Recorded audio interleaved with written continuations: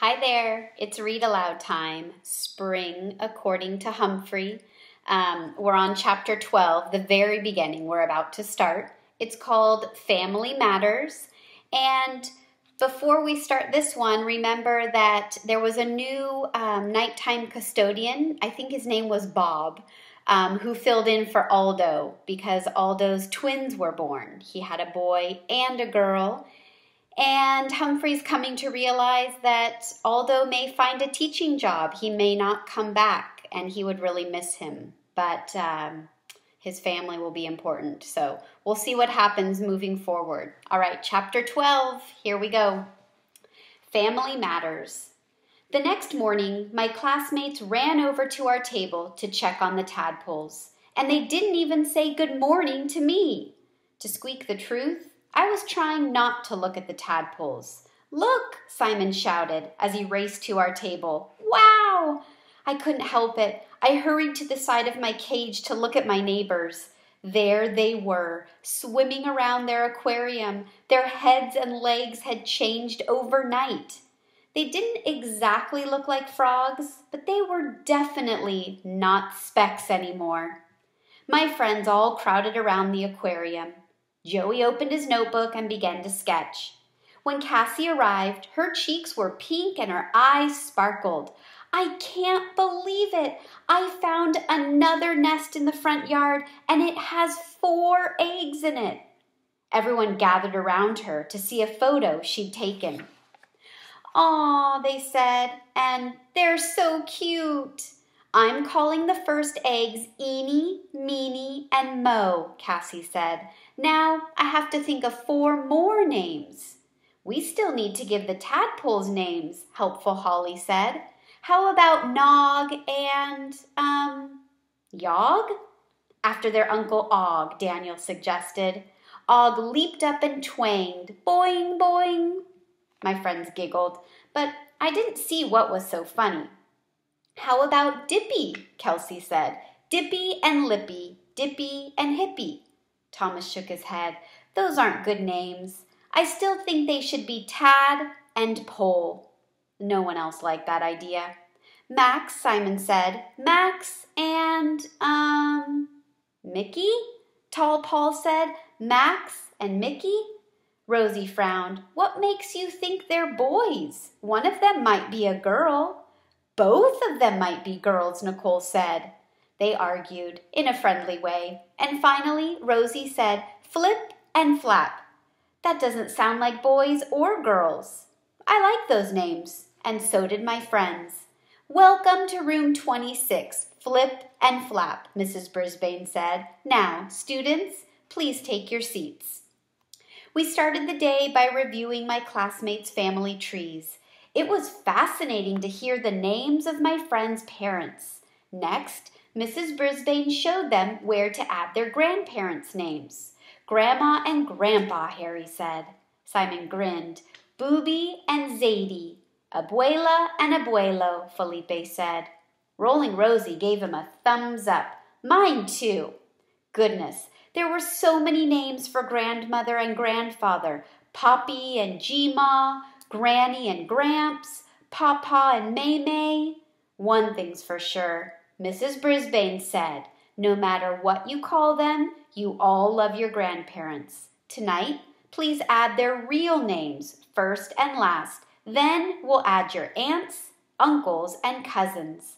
I'll hand out an example that shows you where to put them. "I have a lot of cousins," Stop Talking Sophie said. Mrs. Brisbane nodded. "Then you'll have a lot of apples on your tree." Felipe said, "Let's make Humphrey's family tree." The whole class thought that was a good idea, but I wasn't sure I had a family tree, or even a family. "Who were Humphrey's mom and dad?" Sophie asked. "Where did he come from?" Mrs. Brisbane thought for a moment. "Miss Matt got him at Petorama." I didn't remember my family, but I did remember Petorama and the wonderful day Miss Mack chose me for the classroom pet in room 26. Of course, I didn't know she was a substitute for Mrs. Brisbane at the time. And I didn't know she'd be leaving Longfellow School for a while. I'm glad, glad, glad she finally came back. Humphrey must have had a family, Nicole said. I must have, I agreed. I remembered Carl and some of the other humans who worked at Petorama and took care of us in the small animal department. But I didn't think of them as family. They never even talked to me. Mrs. Brisbane said that when humans or animals grow up, they leave their families and go out on their own. Most of you will move out of your parents' home when you grow up, she said. But smaller animals grow up faster than humans, so they can leave their mothers much sooner. Does anyone here have a dog that they got as a puppy? Some hands went up, including Joey's. Dogs are usually adopted by human families when they're puppies. How long does it take for a puppy to be ready to leave its mother? She asked. Joey said, Skipper was about 8 weeks old. He wasn't grown up until he was about a year old, but he still acts like a puppy sometimes. So it only takes a year for a dog to grow up, our teacher continued, and it takes an even shorter time for hamsters to be ready to leave their families. That's sad, Rosie said. Not really, Mrs. Brisbane said. It's natural. And if Humphrey stayed with his mother or Skipper stayed with his dog family, we wouldn't be able to have them as pets. Mrs. Brisbane was right as usual. If I had stayed with my family or even stayed at Petorama, I wouldn't have the job of a classroom pet. It's the best, best, best job in the world. Cassie glanced over at our table. I guess Og doesn't remember his family. After all, tadpoles are on their own from very beginning, she said. Og looks sad, Rosie said. I think he looks as if he's smiling, Mrs. Brisbane said. Look at his mouth. I wasn't sure, but my friends chuckled, and soon the subject changed. When Mrs. Brisbane announced another math quiz, I scurried to the front of my cage and looked at Cassie. As usual, she looked worried. When she glanced over at my cage, I immediately hopped on my wheel and began to spin, spin, spin. Cassie stared at me, and then she closed her eyes and took some deep, long breaths. Mrs. Brisbane passed out the test papers. Cassie took a few more deep breaths. I hopped off my wheel and watched her carefully. She didn't stare at her paper. She didn't hold her stomach. Cassie picked up her pencil and began to read the questions. She stopped every now and then to take a good long breath, and then she wrote down her answers. She looked over at my cage from time to time, and I tried to be encouraging. You can do it, Cassie, I said. You don't have to be perfect. Just do your best. Cassie finished the test before most of my other classmates. When she was finished, she sat back in her chair and smiled. I was smiling too, though I'm pretty sure no one else knew it.